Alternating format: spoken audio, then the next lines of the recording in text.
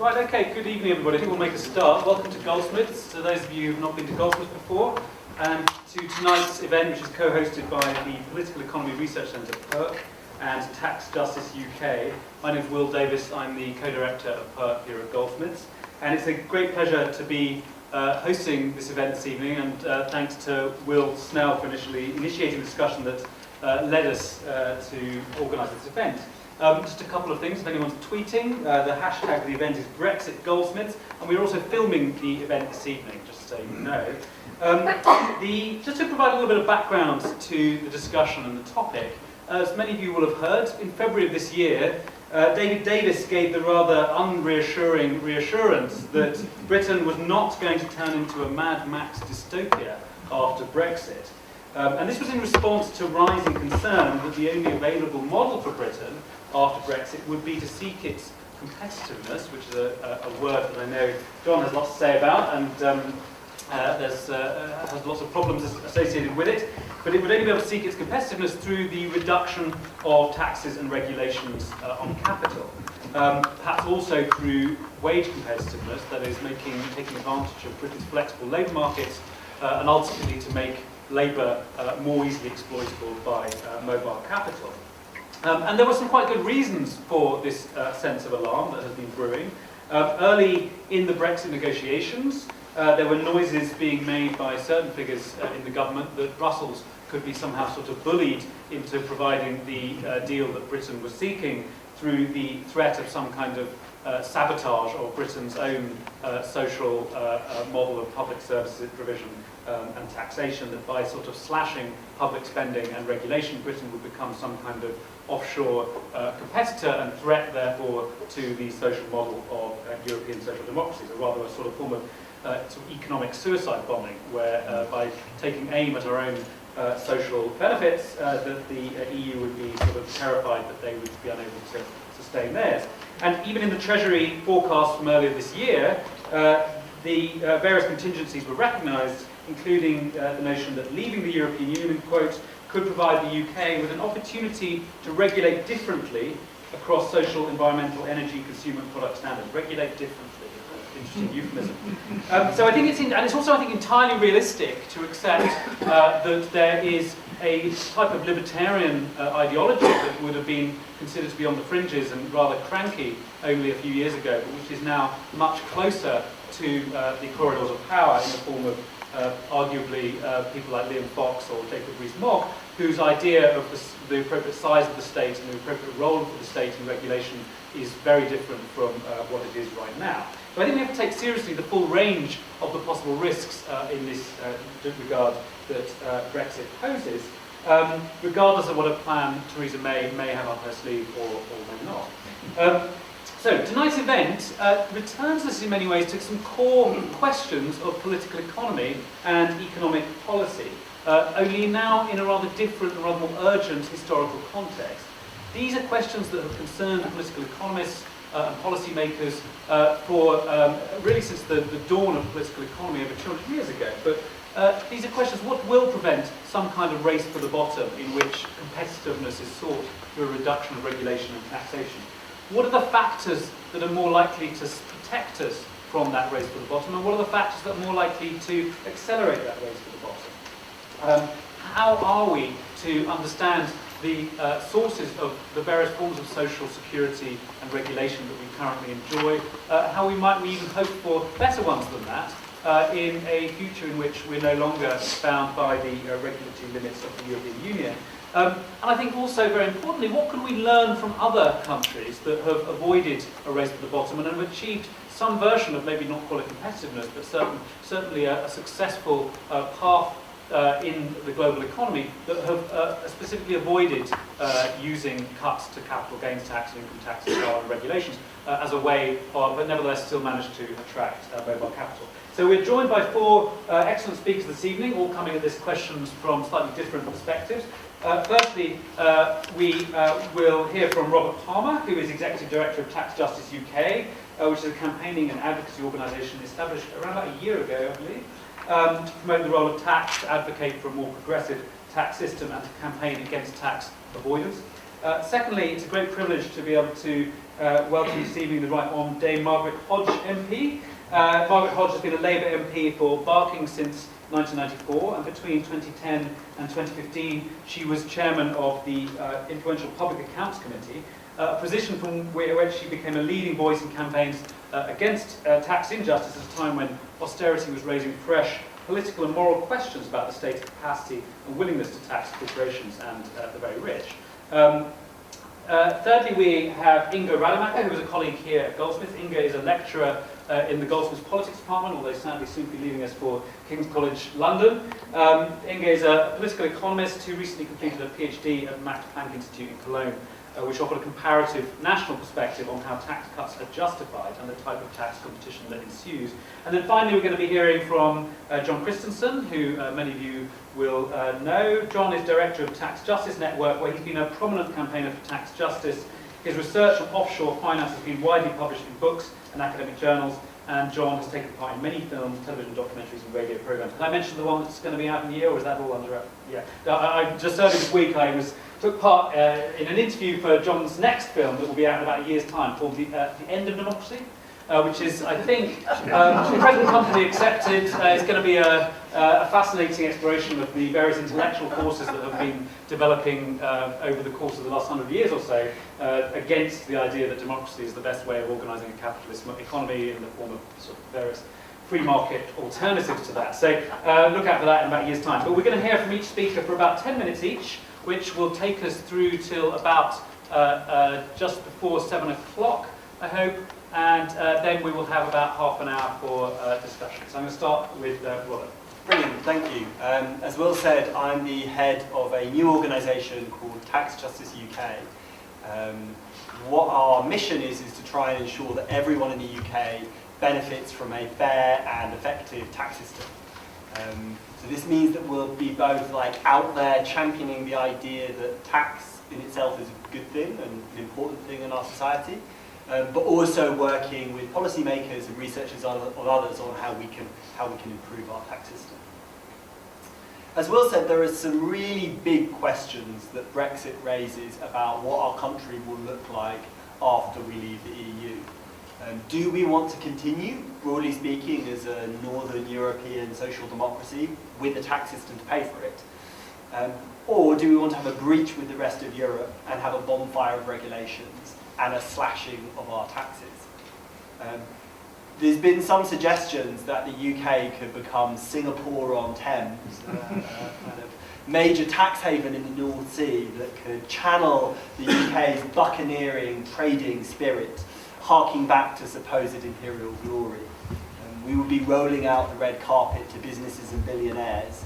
And finally, I think there's also a sense from some politicians, particularly those who've advocated Brexit, that we could do one over on our former European partners and outcompete them on our tax system.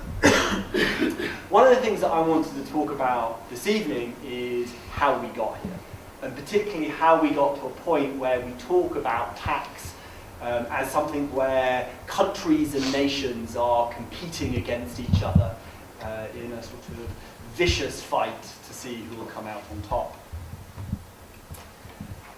And it wasn't always like this. And I think it's important to really remember that after the Second World War, there was a broad consensus in Western Europe and in America that the state needed to play a key role in our economy, and that needed to be underpinned by a fair and progressive tax system. There was broad support for this sort of position from most of the political spectrum. And we saw taxes rise to fund increasing healthcare provision and welfare support and other social insurance to help those who became unemployed or needed to go on maternity leave or became sick. And that was a really powerful system for a number of years. The 1970s and 1980s came along, and we had both Thatcher and Reagan who really shook up this political consensus and shook up this perspective. Now what dominated was really a narrative of smaller state, lower taxes. The new political orthodoxy was that the state was bad and therefore tax was bad. Tax was seen as a burden on hard-working taxpayers and businesses that would stifle growth and stifle entrepreneurship. And this has been backed up in many ways by quite a lot of our media and the press and academia. I was looking at this earlier today, and in 2009, when Gordon Brown introduced a 50% rate of income tax on those earning 150,000, you had the media attacking this as class war. A clear example in the downward trend of taxation is how we tax companies. In the 1970s, corporate tax in the UK was 50%. By the time Labour came into power, the rate had halved or almost halved to 31%. The current government, or the current Conservative government, has dropped it to 19% and plans to cut it even further. Now, of course, that tax rate is below our basic rate of income tax and our rate of VAT. What I find particularly strange is this isn't even something that businesses are necessarily called for. And you had the head of tax at Deloitte, notable for their pro-tax campaigning, saying that they didn't even think, publicly saying that they didn't even think this cut was necessary. Now, along with this reduction in tax rates, and this has been a global phenomenon, we've had the end of any sort of real controls on the movement of money between countries. And this has made it much, much easier for companies and individuals to threaten governments that they will shift their activities if they don't have a favourable regulatory regime and a favourable tax regime. And these changes have encouraged this idea that I think is quite popular, that countries are competing with each other, and they're competing with each other on tax rates. And governments will be looking at what other governments are doing and responding to that. And this again we can see with corporate taxes. The US government under President Trump has recently slashed its headline corporation tax rate, and you're already seeing newspapers in Germany and elsewhere in France saying we must also cut our tax rates because we need to be competitive with the US. Now, from our perspective at Tax Justice UK, this isn't a particularly sensible approach to tax. If you have a line of a tax rate that is keeping going down, eventually at some point you're going to get to zero. And what we see happen time and time again is a shift from taxing companies and wealth and property and capital towards taxing individuals and consumption, to taxing those, often the people who really struggle to be able to afford it. And I think there is a risk that after Brexit, the government will be desperate to attract trade and business and really to send a signal that UK PLC is open for business. And it will encourage an attempt to undermine even further the low corporate taxes that we have. Now, that's obviously some bad news, but I don't want to be all doom and gloom. And I think there are some things that we can be positive about in this debate about what our tax system looks like and where we're going to be going after Brexit. For the first time since the financial crisis, more people in the UK support the idea of increased spending on public services and the increased taxes that would go along with it, compared to those that want to cut taxes. This is combined with the anger that's been building over the last decade around tax dodging by companies and rich individuals. And Margaret and John are definitely responsible for some of this pressure that has emerged. Even the Conservatives have made noises around tax and tackling some of these issues. In 2013, at the same Davos conference that he announced a referendum on Brexit, David Cameron said that big companies had to wake up and smell the coffee when it came to aggressive tax avoidance. And a few months ago, we had a Conservative peer, David Willetts, who argued that the era of tax cuts is over. Now, arguably, these are perhaps not indicative of the entire Conservative Party, but my sense, and this is backed up by polling and research, that there is broad support in this country for decent public services, and an understanding from most people that decent public services have to be paid for through tax. isn't support, in my opinion, for the sort of fantasy politics of the Taxpayers Alliance and those on the right of the Conservative Party, that we will completely gut our tax system and gut public services. But there's definitely more work that needs to happen. This is a difficult moment and a potentially dangerous moment for those of us who care about having decent funded public services, decent funded tax system, and a tax system that's fair, where those who've got the broadest shoulders should be expected to carry the greatest weight. I think we need to be doing much more to challenge the sort of Thatcher and Reagan idea around tax as a burden, and reframe it as a positive contribution that all of us pay to see the sort of society that we want to see. We need to be making the positive case for the role that tax can play in our society. And as part of this, I think we also need to be making sure that people feel confident that their tax money is being well spent and that they're getting decent public services. This is definitely something that the research shows that more and more people support, that there is more support for a decent funded, government decent funded public services. And that ultimately we need to reprogram the tax system to help us achieve the sort of world that we want to. And I think it's important to remember that we and small groups and campaigners can have an impact, and that we can affect decisions that are made around our tax system and the way we are going to look post-Brexit. And just a couple of weeks ago, Margaret and some colleagues inflicted a defeat on the government by forcing some of the UK tax havens to open up and be more transparent. And that was the result of some really hard work by campaigners, by journalists, by politicians, by some people within government who supported that change. So I think it's really important that we don't feel helpless, that we have no way of influencing some of these decisions, and we have no way of influencing what our country looks like after Brexit. And finally, I just want to repeat that the thing that gives me comfort is that this idea that I do think there is broad support for decent public services and decent taxes, and a broad understanding that if people wanted an adequate funded health system, good care when they get old, good pensions, we need to pay for it. So thank you.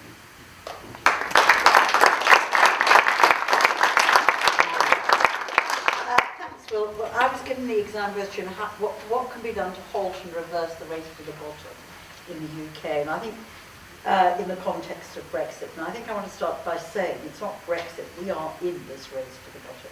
We're well and truly in. And the corporation tax cuts are one example of that. If you go back to, I think 2010, we were at this sort of average of the amount of money raised through corporation tax, the average among all OECD countries.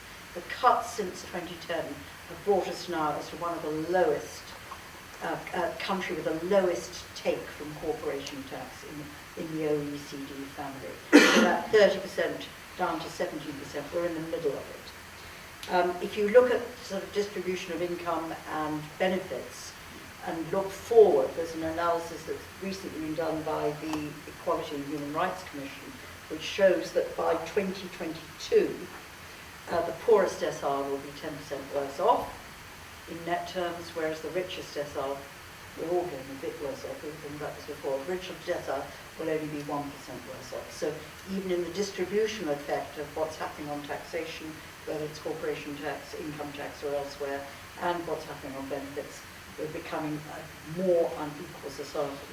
And that's after one of the things that I always think the Labour government failed to do, which was really, we just looked at poverty, we never looked at inequality, and we should have done much more around that.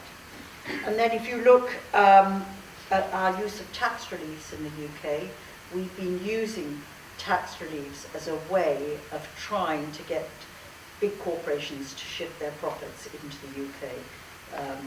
John will be better on this than I am, but there's one called Controlled Foreign Company Rules, which were rewritten simply to get companies to put their HQs here in the UK, not real activity, not real jobs, not real growth, but they put their headquarters here. and that was because they benefited from the tax relief there.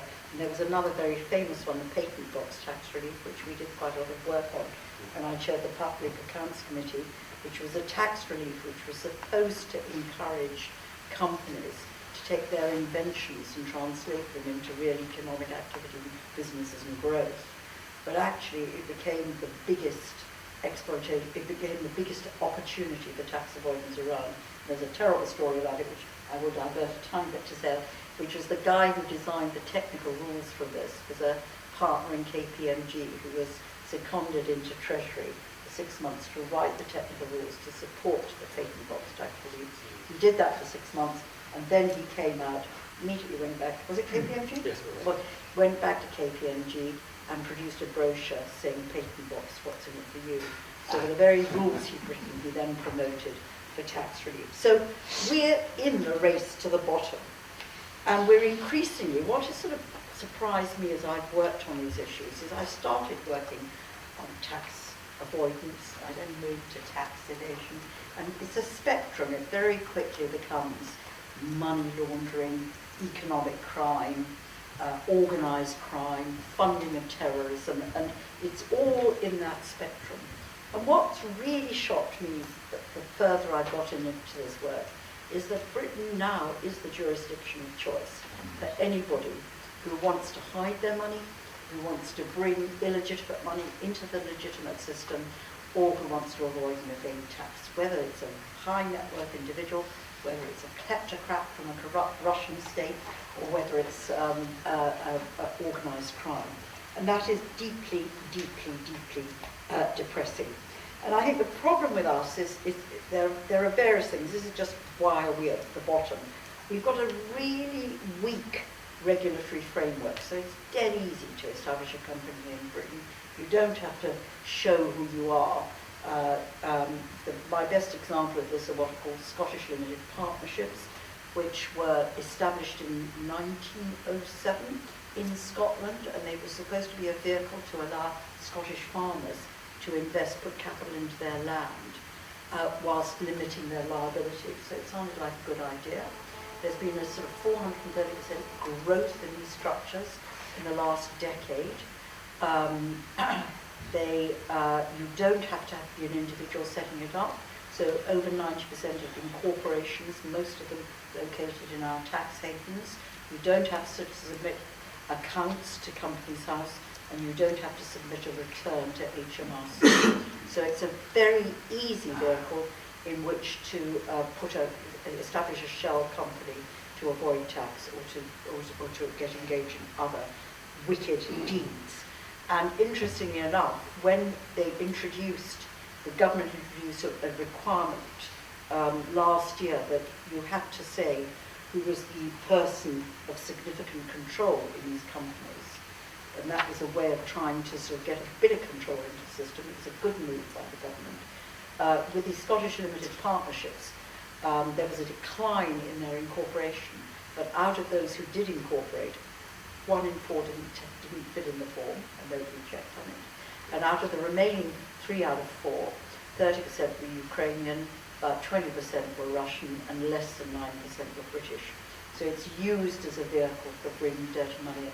And actually these things are sold, I am told, online in Russia. So we've got a very weak regulatory framework. We've got appallingly weak policing of it. So if you look at Companies House as an example, 4 million companies, 3.5 to 4 million companies, and there's something, I can't get the right figure out of anybody, between 6 and 20 people who are responsible for monitoring and vetting who establishes a company. So all they can ever do is make sure that the boxes are filled in. They can never actually get underneath and verify the data.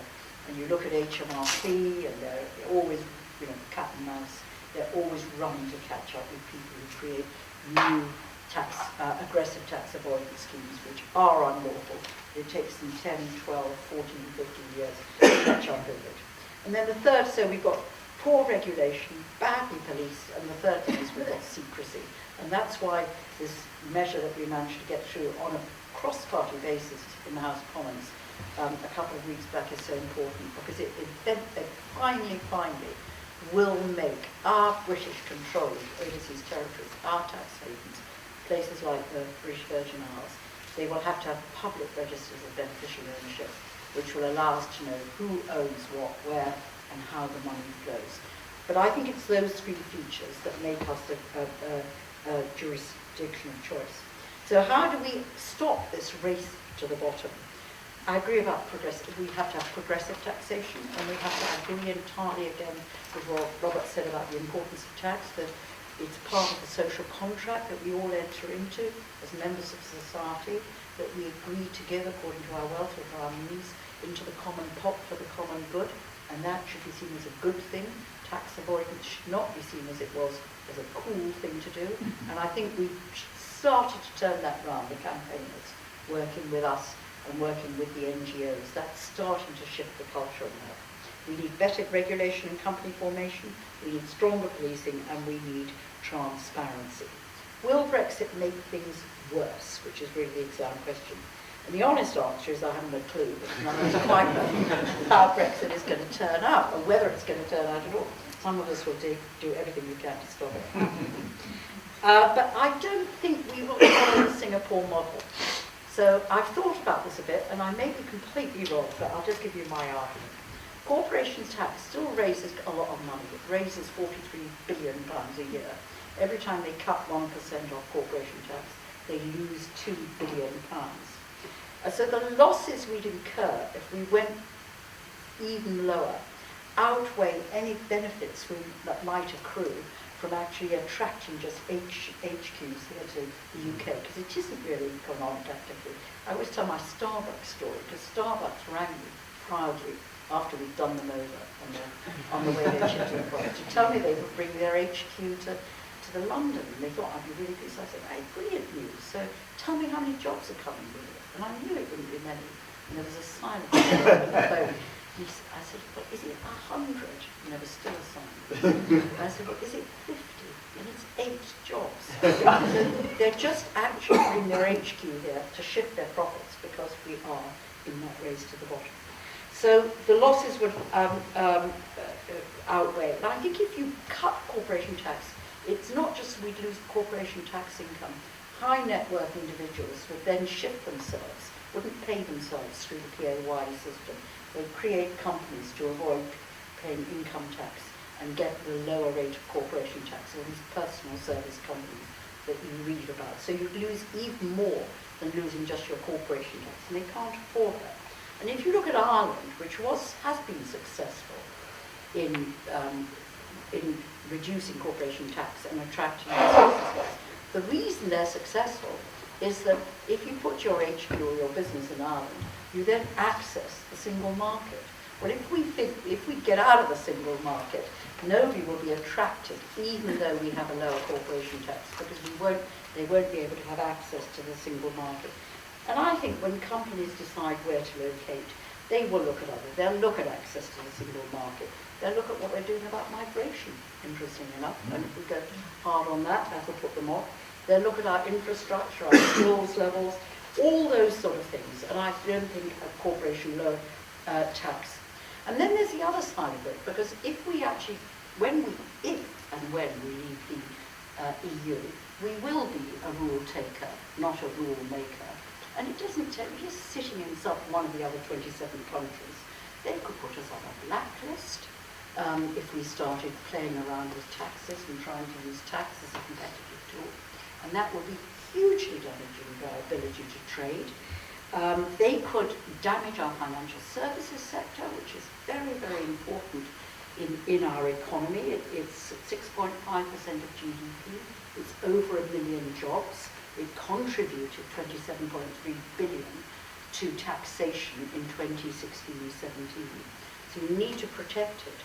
If we start playing around with corporation taxes or anything, very easily in Europe, they'd start punishing us and not allow the passporting rights and all these other things that the financial services sector needs post-Brexit.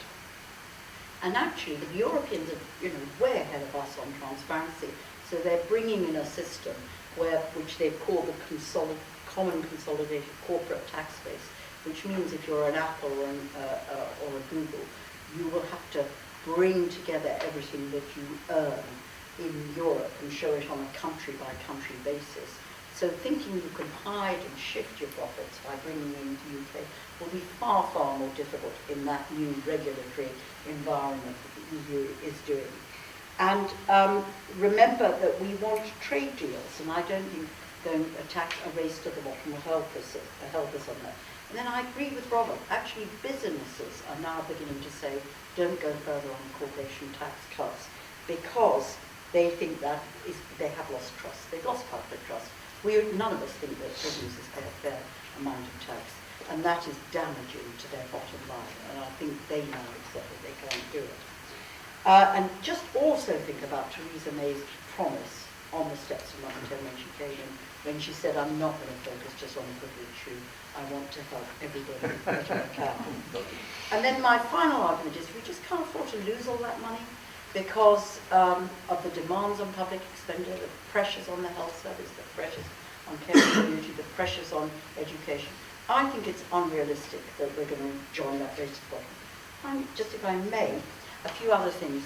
We do get new freedoms if and when we leave Brexit. We can pull out of VAT, and these are other issues that we need to think about. Now, VAT contributes nearly 1 in 5 pounds of the revenue that is collected on our behalf on public spending.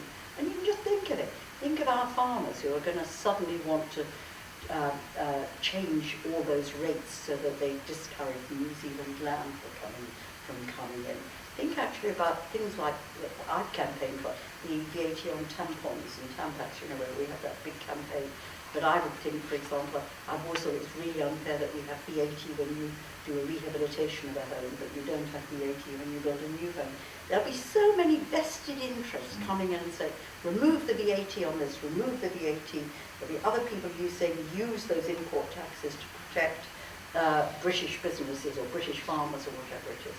It'll create chaos. And if we play around with the system too much, we again will not have the income that we require to fund the public services that people demand.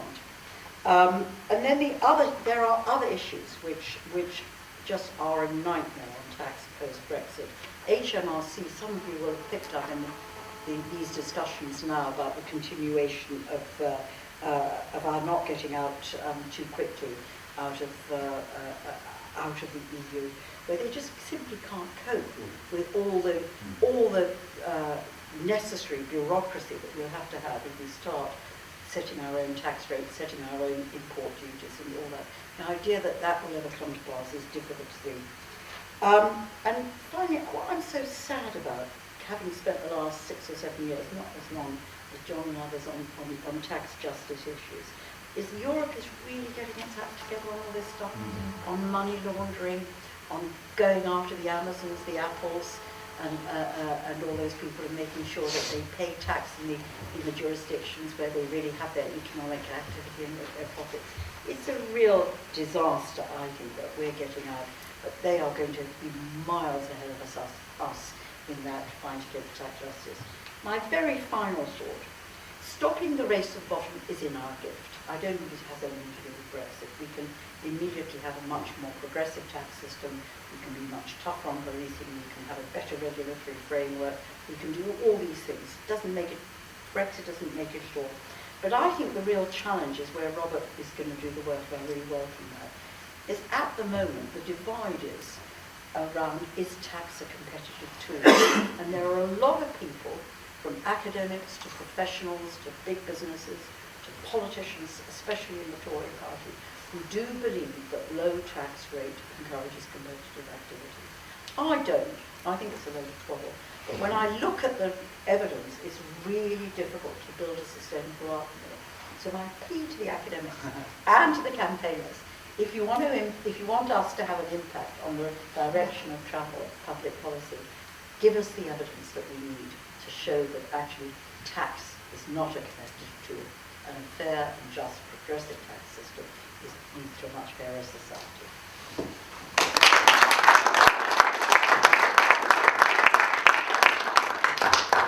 Perfect, because that's exactly what I want to do. There we go. Brilliant. Let's see how I succeed in that.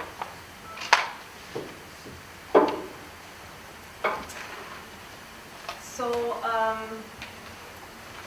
my research is actually in more like historical comparative political economy. So I look at tax systems and... Could we have a light, Steve? Oh, yeah, sure. I can do that.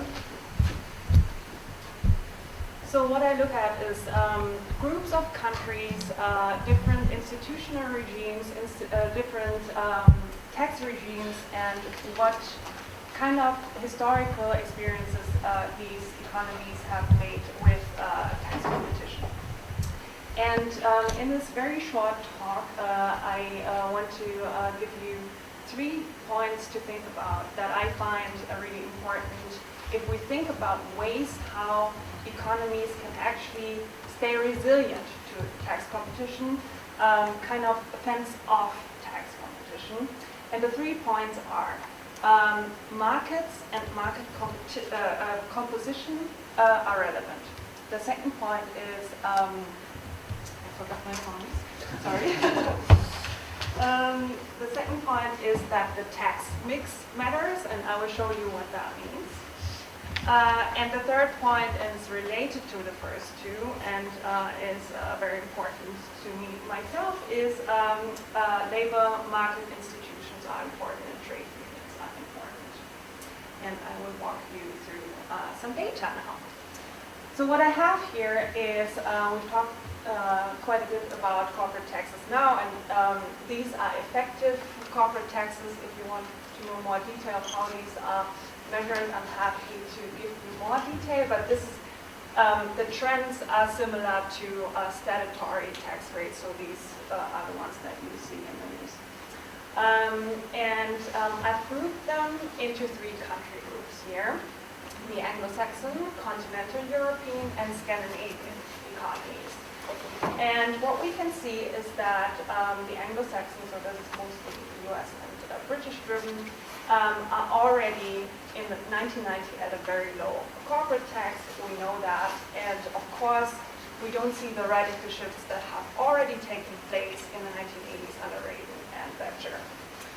But we can also see that tax rates are falling further. I want to direct your attention at the continental European economies. And of course, I mean, this here is just evidence that these economies have entered the same race to the bottom that everyone else. But we can still see that despite the same integration of these economies, throughout the 1990s, these economies, and this is mostly Germany, up until 1999, have had very high corporate taxes and were still relatively successful. And I want to look into the factors, how they did this, and why tax cuts did not matter. So first of all, what matters in staying resilient to tax competition is the size of your market. Producers are interested in having a close proximity to their consumers. If you have a large market, that is interesting for a producer to stay within your jurisdiction. Second, market quality is important, and I think this is a really important factor. Economies that offer their producers, their investors, so productive investments in equipment, jobs, and so on, are interested in skills and infrastructure. And we've seen this in Germany, and they call this the German model, a model of what we call diversified quality production, which just means the costs for products were really high, but the prices were also really high because the quality was high. So German producers did not leave Germany because they had benefits from all the revenues being reinvested into the economy. So they actually did not push the government too hard up until the late 1990s to actually reduce corporate taxes. A second factor is the tax mix plays a role. And what we've seen what we see in liberal market economies, so that is the US and the UK in the top bracket here, the top part of this graph. Economies, at least historically, and that is contentious, and we can debate that because it also brings up philosophical questions of justice. But we know that from historical research that economies that have built their tax system predominantly on progressive capital tax, income tax, and property tax were more prone to enter a race to the bottom than economies that built their tax system on social security contributions, so regressive taxes. And we can debate the justice implications of this, and of course I don't want to promote systems that are regressive, quite the opposite, but historically that is the trend, and tax researchers would tell you a more resilient tax system is one that's based on social security contributions because the workers pay themselves for their social security, yeah? As opposed to, and that is the American model, soaking the rich. Highly progressive taxes indicate to the employer if welfare has to be expanded, it's going to happen on the back of the employer. Yeah? Historically, that is what's going on. In the back of all this, I think, is something that I myself want to emphasize, which is relationships between employers and employees. We see that in Scandinavian and continental European economies, the coordinated market economies, governments have been successful in maintaining high levels of revenue if they were able to bring employers and trade unions to the table, debating about the conditions of welfare expansion. So if you are able, in collective bargaining, strong centralized trade union organizations and centralized employer associations, bringing them to the table, debating about the conditions of raising taxes, you can assure the producers that in case of economic turmoil, they will not have to pay too high taxes, but will actually be able to ask the trade unions to reduce wages. Again, redistributive question, can be morally and philosophically questioned, but that is what we know from the historical cases. Those were my 3 points. All right.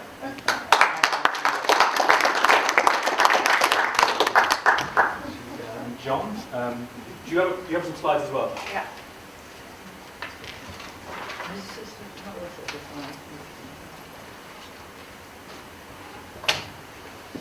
Right, thanks. I want to begin by just a couple of anecdotes. One, as many of you will know, I was formerly the economic advisor to the government of Jersey. I was economic advisor for 10 years. During that period, I strongly resisted the political pressures for Jersey to engage in further tax competition. They succumbed after I left, partly because of pressure coming from the Code of Conduct group within Europe, and cut their tax rate to 0, beat that. They are now heading for the first budget deficits. They do not know how to address that, but they will almost certainly address that by raising their general sales tax rate. In other words, hitting an already quite unequal society. This will impact very badly on normal Jersey people. We can't possibly engage in this nonsense, nor can we engage in the nonsense that we're currently seeing in the United States, where one of the richest corporations in the world, Amazon, is engaged in a bidding war against putting states across the entire United States in a bidding war to host their new headquarters, or a second headquarters, so-called HQ2. And states like the state of Maryland, which apparently cannot afford to provide books to their primary schools, are bidding 8.5 billion in tax subsidies, reliefs, and other kinds of sweeteners to host HQ2. This is nonsense. I absolutely refute the idea that competitiveness has any part to play in a modern world. I also refute the idea, which I discussed on BBC Radio 4's programme over 10 years ago with John Humphrey and Richard Lambert, that in order to sustain the British lead in financial services, in order to sustain our financial City of London, Britain needs to create the most competitive tax and regulatory environment.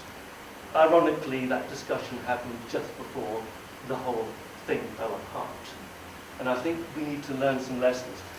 Out of that emerged some discussion I've been having with my co-author and researcher Nick Shaxson for many years. Nick Shaxson wrote Treasure Islands, which I think has been a very important part of our campaign to put an end to tax havens. But at the same time, we were looking at a phenomenon which I called the Jersey disease at that time, and we now call the finance curse. For those of you who are not familiar with the political economic idea of the resource curse, there are very, very important similarities between hosting an oil and gas sector and hosting an oversized financial services sector. And I think that we in Britain now need to open up a discussion about whether we actually want to have an oversized financial services sector, possibly a Singapore and the Thames model, though I share some of Margaret's doubts about that model, or whether we now need to adopt a very different development strategy. There are many similarities between the resource curse, and there's a huge literature on the resource curse, and the finance curse. It is quite clear in Britain, for example, that we've had an overvalued currency for many decades, and this has negatively impacted upon industrial diversification. I think that's widely agreed.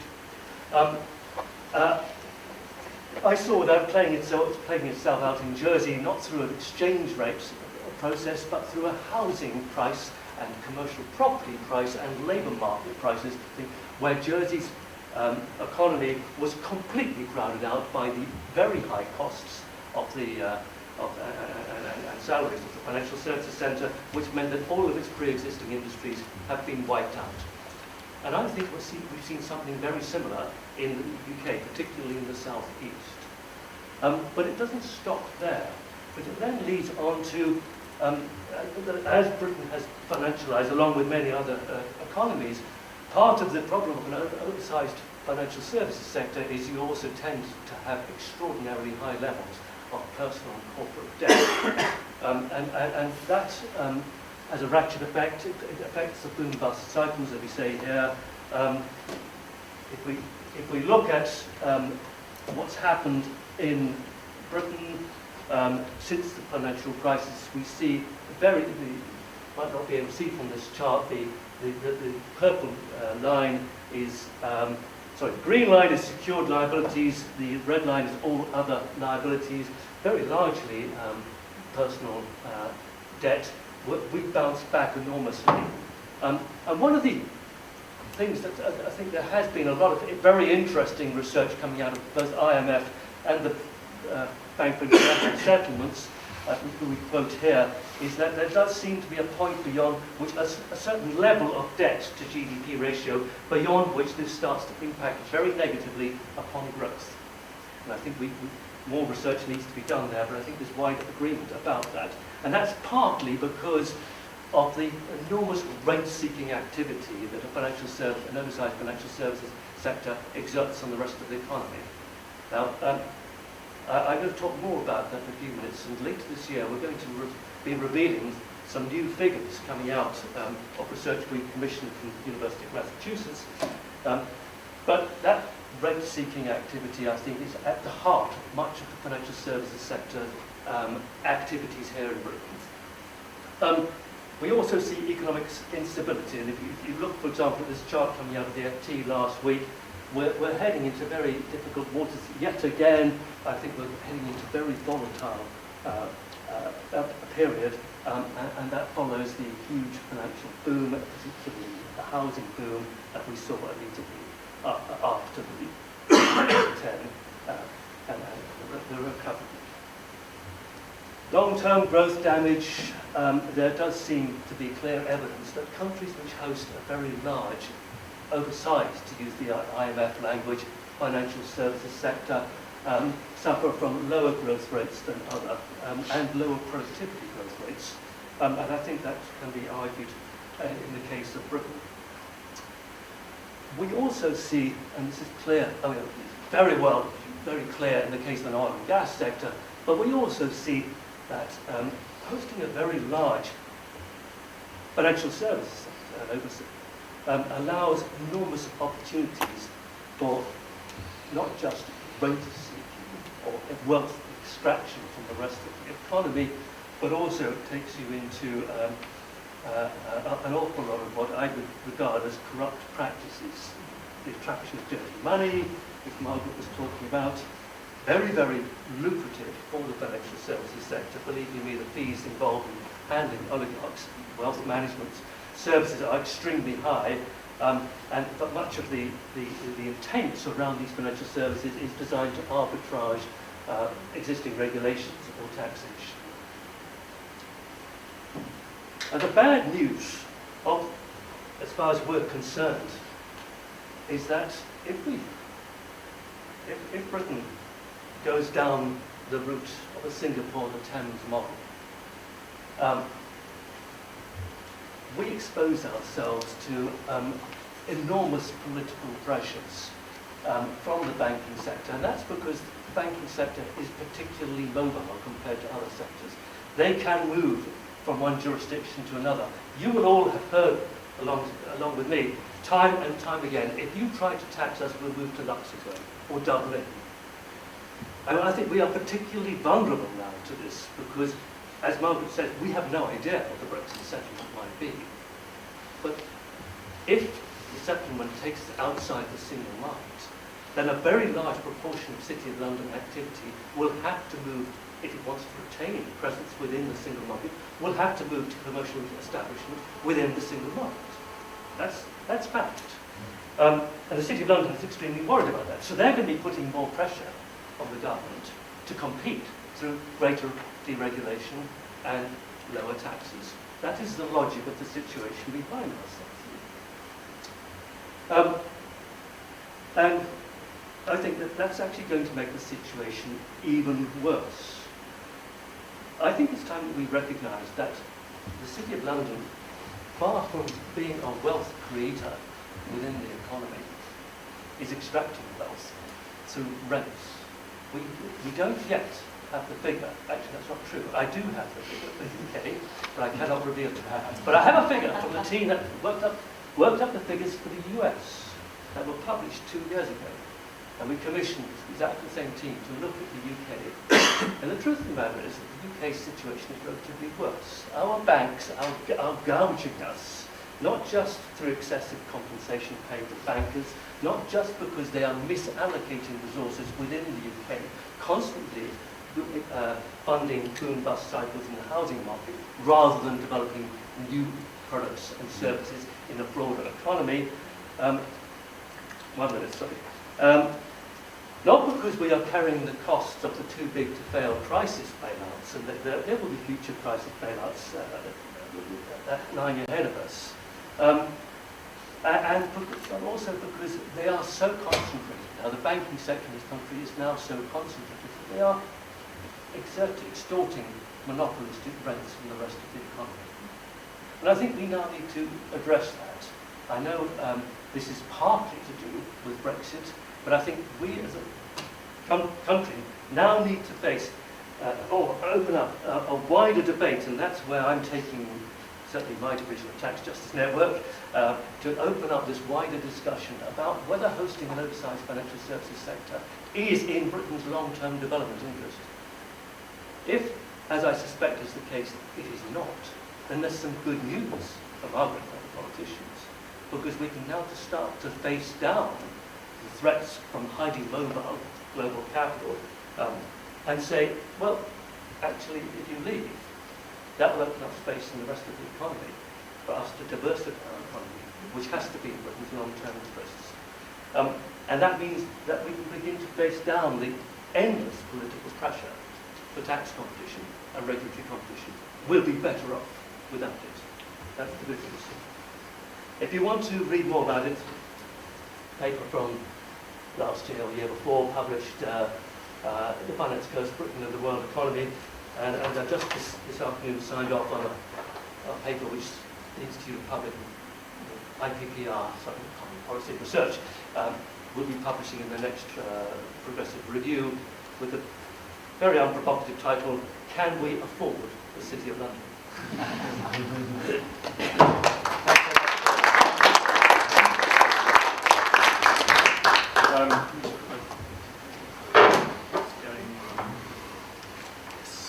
Great, thank you very much to our four speakers. Some fascinating insights which all meshed in all sorts of interesting ways, and it wasn't only bad news, there was lots of sort of nuggets of good news.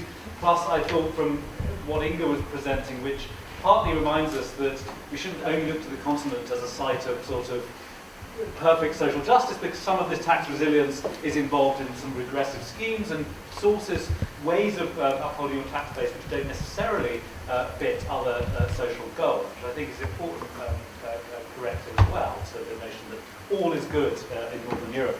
But we have half an hour for discussion, so perhaps we'll maybe take some questions in, see how many hands go up, maybe in twos or threes. And if it's for a specific member of the panel, then please say so. Otherwise, just you could just pose a question generally. So does anyone have anything they want to ask? We have three hands have gone up there, so why don't we take them in turn? First starting there. Right. The question to Inga. I wish you could say a little bit more about that fascinating fact, if I understood, that from many European countries, more tax is taken from labour than from capital, and that is in some sense a more stable system. Yeah. And I was going to ask her to what extent she approved of that, and to what extent that harmonised with or clashed with the other arguments that other speakers have mentioned. So we'll hold that, okay, and then we'll keep going, and then we'll go to one there. And then there's the third, two and then three. Okay. It's basically a sense there might be disagreement about the financial sector as to, it's certainly really important in the context of GDP, in terms of tax revenues, jobs, etc. On the other hand, as we heard from the last speaker, there's all kinds of issues attached to finance goes. There's been various rumours going around about how the banks are already trying to negotiate reduction of the bank levy, which is a special corporation tax that relates only to the banks, saying if you want us to stay, you can think about reducing that, which is actually one of the things they're lobbying about at the moment. But it's really, given the fact that the banking sector are responsible for so much of corporation tax revenues, plus all the other incidental tax revenues, what appetite will there be of any future government to take the banking sector on? In the context of post-Brexit, we're talking about Singapore reduction regulation, but actually, I think Peter Doyle, who's an ex-IMF economist who sometimes writes in the FT, was about the possibility of increasing banking regulation, so that actually the UK becomes a much more tougher regulator of banks. So that if you're regulated by the UK, you've got much higher capital ratios, much higher leverage restrictions, and that could be a viable post-Brexit, particularly in the context that might provide some support to sterling. Because without, if banks let wholesale, to what extent would there be sterling volatility? Okay, so we'll take a third one there. I think that was, well, we'll work out who that one was for. But thank you. These presentations were very clear, but I was a bit surprised by the terms of the debate on tax competition. You mostly talked about corporate tax, and somehow I was surprised that there was no discussion about income tax. And I mean, one, if we think in terms of proposal to go forward and to increase tax revenues, obviously getting popular support to increase corporate tax is quite easy, but getting popular support to increase income tax or council tax is much less easy. But the traditional argument, or the traditional economic argument, is that we shouldn't care so much about corporate taxes if we have a very fair progressive income tax scheme. So isn't the solution going toward reforming the income tax with a less volatile base on the people, citizens, and on the companies? Okay. Why don't we start with Inga on the question about the Labour corporate tax mix?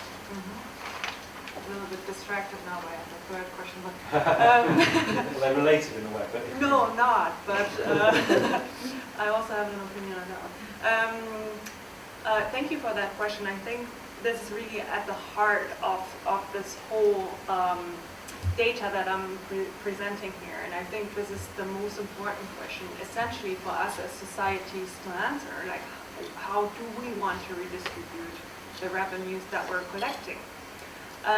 My answer to this is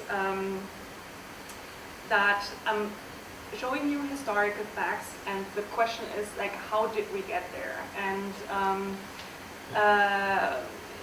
I believe that businesses do put pressure on governments to reduce taxes. Not all businesses, some, but if I look at parliamentary debates and hearings, and I have this notion that even small and medium firms are now pushing for lower corporate taxes. There might be groups that are not so keen on doing that. Generally, there is research that is trying to, so American research is trying to emphasize that the Scandinavians doing it, that they do it right? They have an extensive welfare system that is based heavily on consumption taxes. And they keep trying to bring this to the American discussion. Look, if we only implement a comprehensive value-added tax, we will not have this residual welfare system that we're looking at. And that is kind of the argument that's in the back of this. I'm afraid there is some truth to this, at least historically. There are trade-offs. If we want to integrate trade, I guess there are trade-offs. The second point about finance, John, why don't you... Sure. Look, first of all, we would accept that banks with any real activity in the UK rather than the offshore stuff simply cannot up sticks and leave the UK. I do not expect Royal Bank of Scotland and all of these other banks. A huge amount of profitable banking activity is UK based, legitimate banking activity. It is not going to move to Luxembourg. So the threat applies to a small number of banks which are essentially using London as an offshore centre. HSBC. Sorry? Would include HSBC. And HSBC, of course, was one of those banks that was politically lobbed time and time again. When they did, and I actually organised for a limousine to go around, goodbye, go away. But the HSBC is actually quite detached from the UK economy in so many respects. It is a finance curse. And I'm afraid, I think it's a money laundering sense.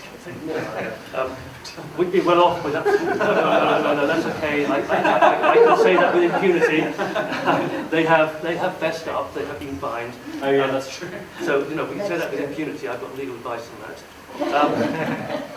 So I think we've got to get real about this. They're not as mobile as they claim to be. And we, as a society, this is not anti-bank. The finance curse analysis is not anti-bank per se.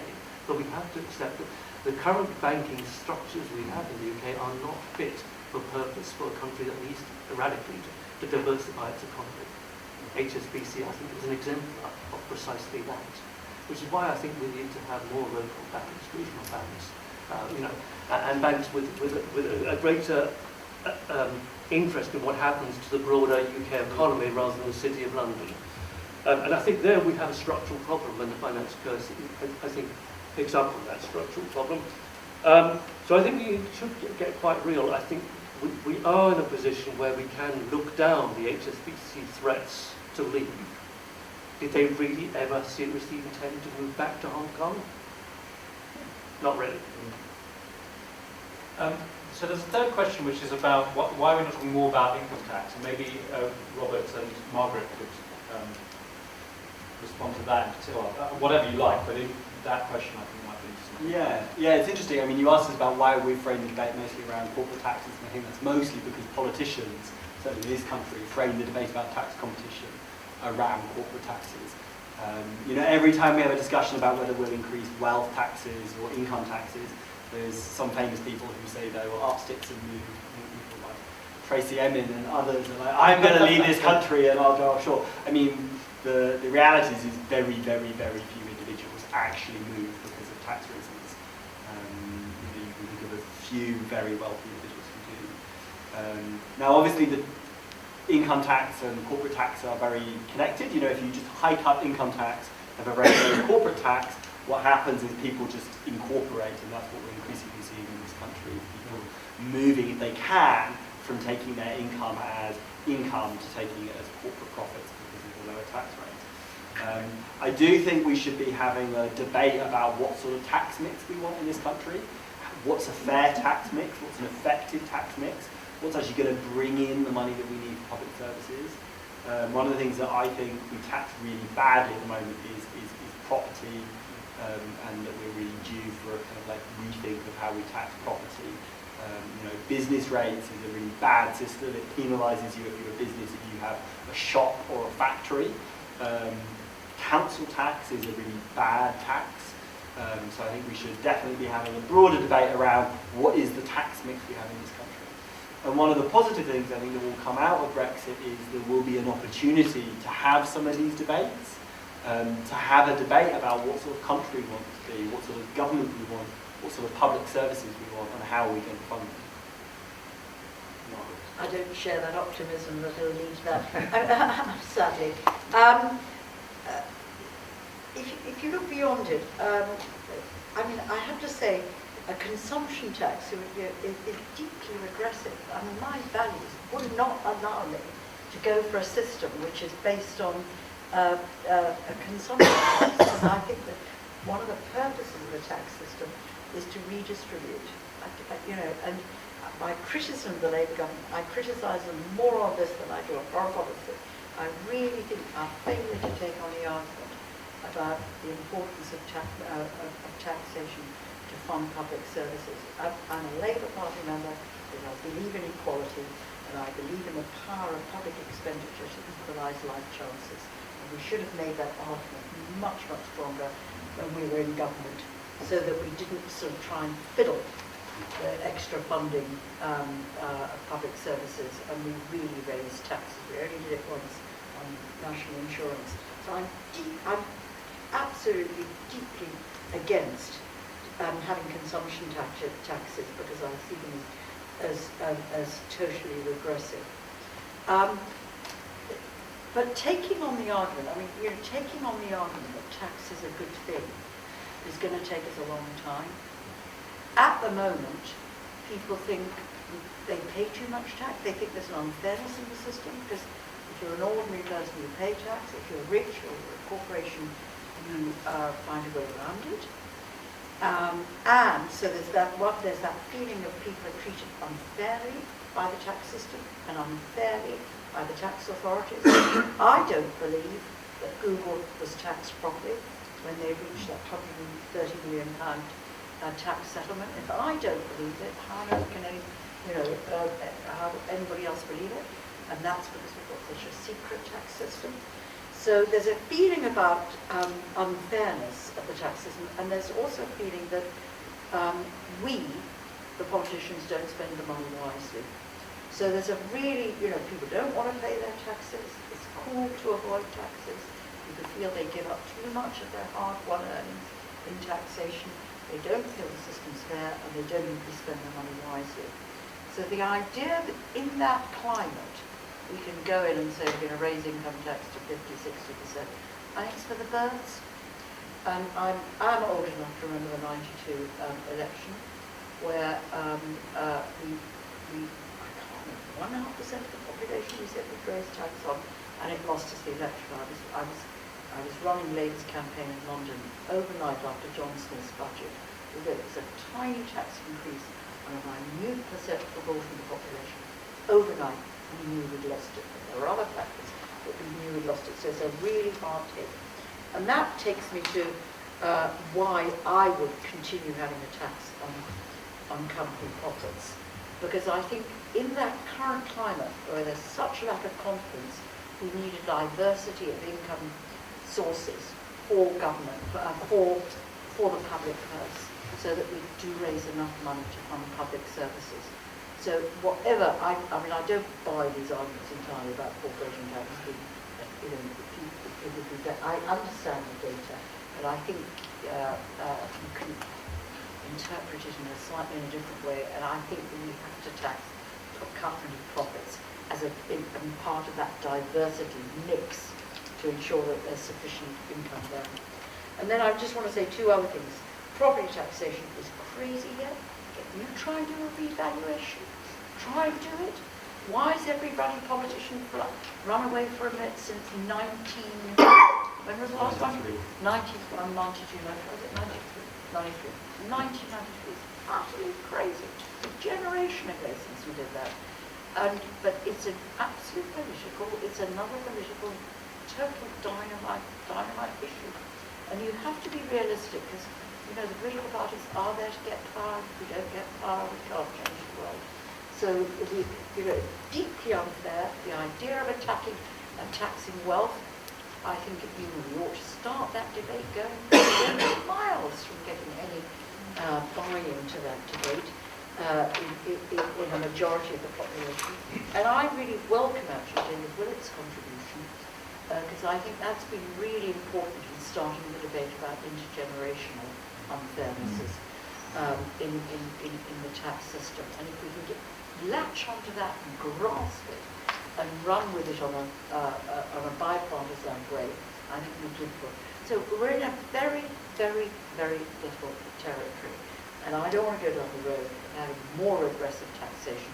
I want us really to try and make the argument for more progressive taxation if we can. But that requires all of us to do a heck of a lot of hard work over a very, very long time. It just reminded me that it was inheritance tax. It was George Osborne's inheritance tax cut that scared Gordon Brown into cancelling the 2008 election, wasn't it? Which right now, if you read Thomas Piketty, that would be the best path towards social justice right now, would be through inheritance tax, and yet that top politicians are terrified of touching that one. So we have a point there, and then sorry, we've got quite a few hands going up, but one there, and then these two. Yeah. Okay, thank you. So actually I have I guess three unfairnesses when I spoke here, even if you look at only on a UK context. So one essentially is the competitiveness, but then multinationals versus SMEs, and I think this is absolutely not a fair playing field. The second one is on VAT. We pay VAT on practically anything we buy, but when the bankers and financial professionals buy things back and forth, so that they pay nothing. So financial transaction tax, and what is that a solution as well? And the third one is about what we actually tax, right? So we as individuals pay on our turnover, essentially, disregarding, do we have decent amount left, it covers us also not, whereas the companies with profit. So, and looking at also EU level, they are talking about taxing digital companies on their turnover rather than profit. So, yeah, your reflections on maybe one of these. Great. So pick from that what you'd like to address, and it was here. Thank you. Please can I follow up what Margaret Hodge was saying about policing buying companies' house? Since I've got interested in tax havens, this is a corner of the subject which has caught my eye. I realise it's only a corner of the subject, but surely it's completely uncontroversial that correct information should be on the register. And also, a great deal could be done with very little resources. So the question is, can we do something about it? Okay. And then there was, yeah? Did you not have your hand up? Yeah. It was just a simple question really in regards to some of the others, but you speak up a little bit, please? Particularly focus on John. Just the description of how rent seeking can impact long-term economic growth. And we're going to take a fourth, I'm afraid, because I think we only have time for one round of questions. So, why don't just lots of hands are suddenly going up, but there was this gentleman here was the next. Yeah. All right. If it's just looking at taxation as a system, is it fit for purpose at the moment? Because is the taxation system fit for purpose at the moment? We have a globalised world, which you very much alluded to, but we have the nation states operating taxation. And very much this then brings over to Inga's point, where you look at the corporatist model. Corporatist model was very much based on local employers working with local workers, and you had a system of trust with them. When foreign money comes in, which can come and go, with absolute ease, that trust falls down. And Brexit, the B word, which we haven't talked about much this evening, very much even amplifies that problem as well. Because yet again, we have the asymmetry of the ability to move capital versus the ability to move the workers. The people will be stuck in one place, and capital will just fly all over the place at that point anyway. So. Okay, so we've got a range of things, and I think it's probably best that people sort of pick what from them, what appeals in whatever way. But John, why don't you start? Okay, rent seeking and economic growth. As I outlined, most economists for a very long time agreed that rent seeking, Keynes, for example, called for the euthanasia of the rent seekers for very good reason, because monopolies, by and large, oligopolistic practices, by and large, stymie growth and lead to massive inequality. It's not, and it's a bit of a no-brainer. The next film that Will mentions, The End of Democracy, is an exploration partly of how that consensus was overturned in the 1950s and 60s. And we came to learn to love living with monopolies and monopoly capital. And that's the situation we have now. There's huge tolerance in this country, within Europe and within the United States, of monopolistic rent-seeking companies and monopolistic practices, not least within the banking sector. Now, part of our finance curse analysis is that these monopolies lead to incredible misallocation of resources, because banks love property boom cycles, knowing they will be bailed out, and there's a form of rent seeking. Big companies love tax avoidance because it allows them to free ride the public services that we all provide, and there's a strong argument there for the CIT. Robert made the other argument, which is the CIT is a crucial backstop to the particular personal income tax, for the reason you gave. So I think we need to kind of, part of our counter-attack of Tax Justice Network has been precisely on this rent-seeking activity by multinational companies. They love the services we provide, including the legal security, the rule of law, but they're not prepared to contribute to it. And I think that's a part of capitalism we need to confront. I also want to come back to this point very briefly about where globalization has taken us, because we had a model for international relations largely based around the Westphalian model of non-interference, and yet within Europe we tolerate countries whose business model is to undermine, I'm thinking here about Ireland, Netherlands, other tax haven economies, Britain potentially, undermine the rights, the taxing rights of other countries. And I think we now need to confront that and to ask whether the Westphalian model is fit for purpose. I clearly think it's not in this area. And if so, what's going to happen? Do we need a new model of international cooperation, which I think Europe is moving towards, around tax cooperation, in order to prevent the Irelands and the Netherlands of this world from undermining tax sovereignty of nation states? Robert. Yeah, so I think a bunch of the questions and the discussions around how the tax system is set up. And when I use the word tax system, it sort of implies that there's maybe a bit of design thinking that's gone behind it. And I think what's really apparent in the discussions really brought it out is the tax system is a total mess, and it's really, really, really difficult to fix it, even to make small changes, because politically it's really difficult. And so I think the role for us as campaigners is to start to think about how can we build some political power so we can get some of the changes that lots of people agree need to happen. And that's one of the challenges that I think I face as the head of a new organisation trying to get a fairer and more effective tax system in the UK. And the odds are steep, but as Margaret showed with her vote won against the government a couple of weeks ago, you can make some real progress. Briefly on Companies House, it's underfunded and it's not really designed as a system that's meant to verify or check the data. The one thing I would say in its favour is it does provide all this information as open data. And so that means that my former organisation, Global Witness, was able to do quite a lot of work to look at where the problems were, dig into it, work out where the challenges are.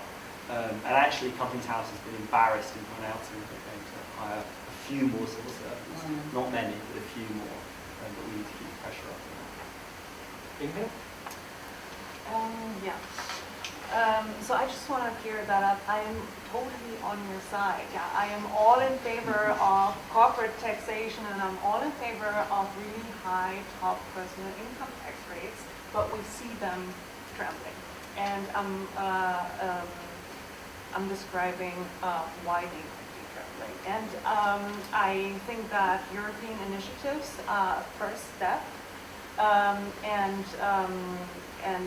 having more regulation, like a harmonized or a minimum tax, would be amazing, I think, because the tax competition within the European Union has been even higher because the integration of trade and capital was much higher than with the rest of the world. So that would be the first step. But I guess essentially we would need a global system, because there will always be some country, and we see this in developing and emerging economies, that they turn into tax havens as well when they feel like they can't attract productive investments. Of course, we'll just have to see how far we can go with raising taxes, but of course I'm all in favor of redistribution. And that is the other side, yeah, that's the political side, and we have to raise this issue and make this very clear that there is also a moral dimension to this, and that we don't have to see the really high growth rates, but that we can also live with maybe slower growth if we believe that social justice is something that means something to us. No one's addressed the Tobin tax point yet, actually. Which of course is no, I wasn't for you to. You made me think about it in relation to this. Could we do something globally? Because that's always the argument is, well, only if it's global is always the point. Yeah. Unless, I don't know if Margaret has anything to say about that, but otherwise, do you want to finish things up? I'm going to make three there's lots of points. things on the One table. is the regulatory framework, of which Companies House is one element. Of course we could do something about it. Somebody came to see me the other day, actually, about company formation, and made this this guy has written a program, a computer, which basically would immediately, without any effort at all, and he wasn't trying to sell us anything, would immediately allow much greater verification of data by companies, with not a lot more people. Because actually government has all the info you need. So whether it's HMRC, whether it's our national insurance, whether it's driving license information, just think of the wealth of data that government holds that could actually help in this very simple computer programming agreement, which would enable us to stop a lot of the formation of shell companies, in particular. This is around company formation. We'll stop a lot of that as vehicles for avoiding tax or money laundering or whatever. So of course we could. And then the other thing about our regulatory framework is to say we've got a mess. So you've got Companies House, you've got the Serious Fraud Office, you've got the FCO, you've got HMRC, you've got the police, you've got endless agencies, never talk to each other, or work in silos, or under-resourced, or being told, I believe, by this government, not to go hard on the legitimate Russian money, not to go hard on Amazon and Google, not to go hard on the very wealthy from the Conservative Party. So, of course we could sort this out if there was a political will. There isn't a political will. It's not that difficult. So that was the first thing. Second thing, is the tax system fit for purpose? No, of course it's not. It's not raising enough money to fund the services that we want. It's allowing too much tax avoidance and tax evasion, so that the very rich and the very powerful and the big corporations get away with it without doing it. And it's deepening inequality in our society. So it's outrageously unfit for purpose. And again, if you have the political will, I think despite the difficulties of raising income tax levels, you could do one heck of a lot to sort it out and make it a fairer system. And the final thing is, in a global environment, particularly with new technology, somebody raised the issue about the digital companies, we need a much closer global working in the area of tax. But it's darn difficult, again, to achieve, in part because, again, what comes back to is countries believe that they compete on taxation, and therefore they're unwilling to cooperate in any way on it. And we have not the international institutions. I mean, you know, the way to sort out Google is to have one collection of the data around Google, and then have a formula through which you then decide how you distribute the profits and where those profits should be taxed. It doesn't mean you have the same tax rates. Jersey could still have zero rate tax rate, but at least you could then measure where economic activity is and how it should be taxed. But actually deciding how we set up this international institution, and where we have made progress with the OECD, trying really hard to try to stop profit shifting. What's happened, and my final thing, what's happened is all the advisors, the big four, the banks, HSBC at the forefront of it, the lawyers, apologies if there are any of you here, tax lawyers, all of them, all have spent their time inventing the rules and then finding loopholes to avoid the rules, so that the rich never pay and the poor never get the services they need. Great. Well, but there have been some rays of hope as well. So I want to thank our four speakers for some fascinating contributions this evening, and to all of you for coming along. We're actually, sadly, Margaret has to go on to something, but the rest of us are going to be going to the Rose Pub, to the upstairs, which is opposite New Cross Gate Station, if anyone wants to come for a drink as well. And thank you all very much for coming. So.